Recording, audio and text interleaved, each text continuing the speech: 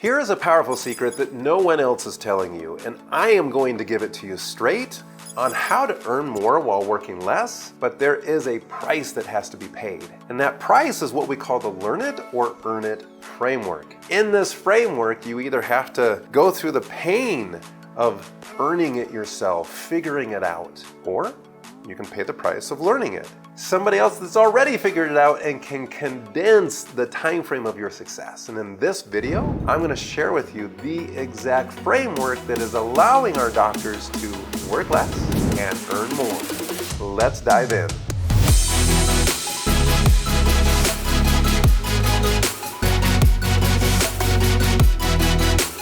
Step one in this framework of working less and earning more has everything to start with what we call awareness of your pain points of your practice. A lot of you know there's discomfort in your practice. Something's not working. It's not operating as efficiently as it could be. And there's discomfort, but where is that discomfort coming from? And if we could actually have a little consultation together, how many consultations have you done with your patients over the years where you're sitting knee to knee with them, you're pulling out of them an understanding of where the discomfort might be coming from, where it originated from? Well, that's the power of this framework that we do with our doctors. And it's understanding your operating system. So if I may, I just want to take you through and maybe pull out a piece of paper and take some notes on this, because you're going to rank yourself. And the first thing that I want you to rank yourself on is your admin system. On a scale of 1 to 10, 10 being like it's unbelievable, 1 being low, how efficiently and healthy is your admin system? Now here's the roles and duties of the admin system. It's monitoring profitability. Are we profitable? What is our profit margin? You see, a healthy practice should be operating anywhere from a 50% to an 80% operational overhead. That means profitability of 20 to 50%, and that has a lot to do with the type of practice that you're running. In the admin system, how efficient is that? How well do you have set up in your practice to attract high-level talent? Team members that can fill roles with expertise because they have the skill set to produce the product of the system that they're in charge of. That admin system then has a cadence of accountability for those team members to make sure that they're supported, that they feel lifted in the organization, and that they're getting the training for the various skill sets that they need to be successful. So on a scale of 1 to 10, just rate yourself on that. How are you doing at being the CEO of your practice? Number 2 is, how would you rate your marketing system on a scale of 1 to 10?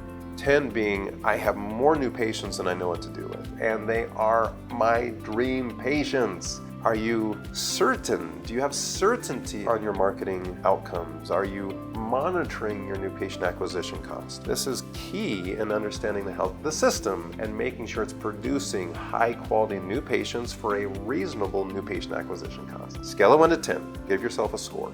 Then we move on to the front desk new patient system. This is the front desk new patient system where we deliver kept new patient appointments. How healthy is your front desk new patient kept appointment percentage?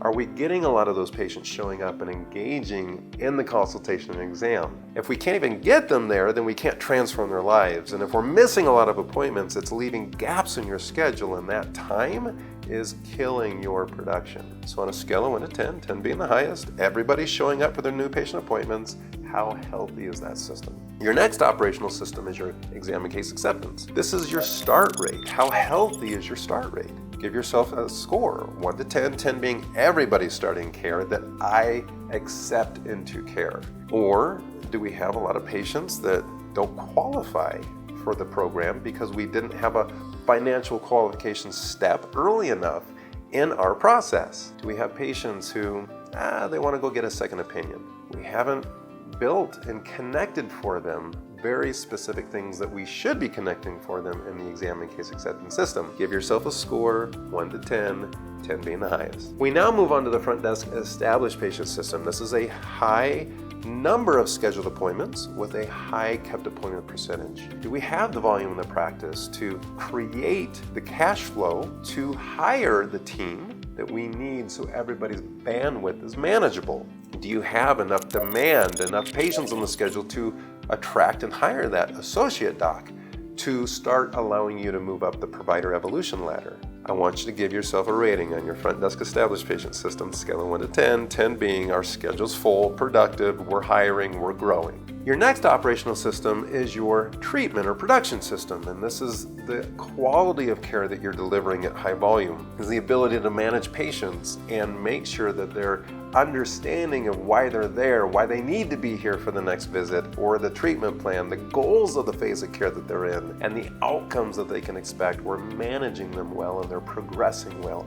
Chart notes are getting done, diagnoses are matching up, we're handing this off to the billing and financial team, and that the billing can go out with no denials, right? No problems in claim processing. Scale of 1 to 10. 10 being the highest. Where would you rate yourself? The next one is looking at your billing and financial, and we want to look at the value of the services that you're giving, you're delivering to your patients compared to the amount of money you're actually collecting. This is a really important metric to look at your last 12 months of operations. When we compare total adjusted production, that's the value of services that you delivered after adjustments. So these are write-offs, discounts. How much of that money did you actually collect? It breaks my heart when I see practices collecting 50, 60, 70% of that, because that means that they're only taking home 70%. They have 70% of the money to pay the team for 100% of the work that they did. Well, that doesn't make sense. Like, that math does not make sense. So it's critical that you're collecting in the high 90s of the actual work that you're doing. Any healthy business is going to do that. Where would you rank that on a scale of 1 to 10, 10 being the highest? When you put these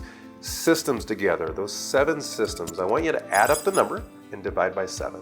What's your average score? Are you a 7.5? Are you a 6.2? Are you a 5? This number is so important. I want you to post it in the comments below. Post it below, and based upon that number, we can show you exactly what to do to bump that number up very quickly. And this is step 1 in the framework of how to work less but earn more. And you've got to have a high operational index number as you begin building your dream practice. Now, before we go on to step 2, I want to give you our free guide to understanding the 5 growth levers of your practice and creating a cash flow practice. Just type cash flow below and we will make sure you get a copy of your free guide, 5 growth levers to a cash flow practice.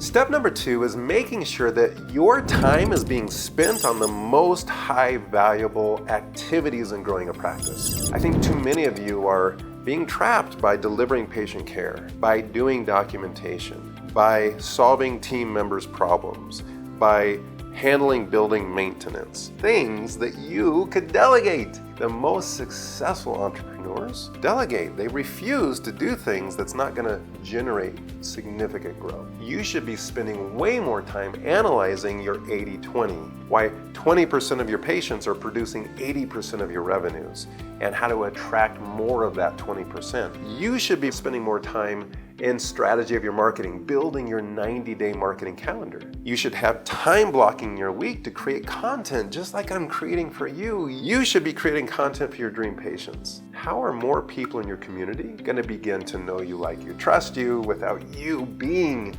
available to them? And that's content. So these high value activities are the secret to you getting out of the daily grind where you're exchanging time for money. We want to move you into creativity. We want to move you into CEO. We want to move you into helping to manage and direct operations, not be stuck in operations. You've got to build yourself the team that you can delegate competently to every single other activity so that you can spend more time with the high value activities that's going to grow the practice. Now, before I go on to step number 3, I've got another great video I want you to go check out after this one that's called Standing Up for Stressed Out Chiropractors. Enough is enough, and it's all the things that you need to say no to in your life to cut the stress out of your life. Click on the link below when we're done with this video here. So as we move into step number 3, I create this content because my mission, my purpose is to help doctors just like you have success. And if you're loving this channel, to help us spread it, to help us drive this content into our community, I need you to hit that like button and turn on notifications so that you can consume the content, so that more of our profession can consume this kind of content and we can change the lives of more patients as a profession rather than individual doctors. So click the like button, turn on notifications.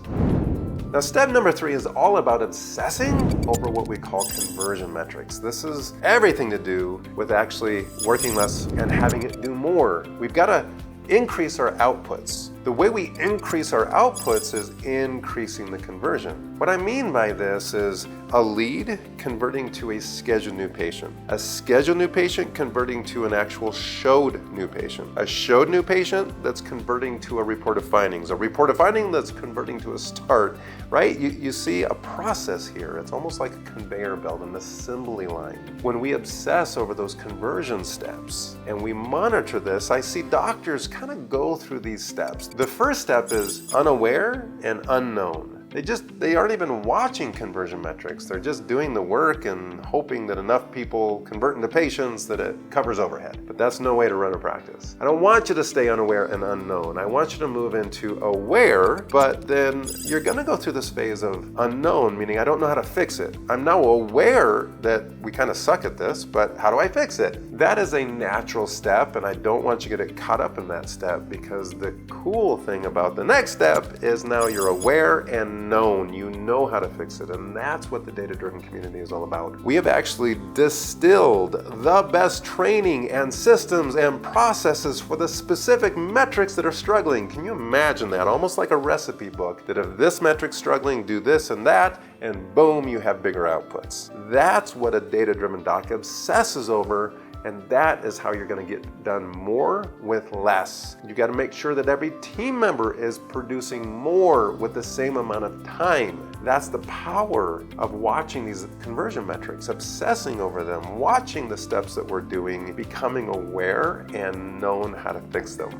The power of conversion is a multiplier effect that when you fix one step and then the next step and the next step, the output is like a fire hose now coming at you and your team of success, and it's going to be amazing. So I got to ask you, are you ready to surround yourself with other data-driven docs so that you can move to unknown and unaware to aware and known and gain the skills it's going to take to build a data-driven team? You need to come join the data-driven Facebook group. It's free. When you join this group, you're going to get an amazing free guide that is the data you should be analyzing in your practice. You're going to get more content and training from us. You're going to see other data-driven docs building incredible data-driven practices that you get to mirror and duplicate. You're gonna learn how to build world-class, first-class workshops, fill them with your dream patients, and crush your revenues. This is the roadmap to your dream practice, and your dream life is literally just on the other side of putting these pieces into your practice. I will see you in the free group, the Data Driven Practice.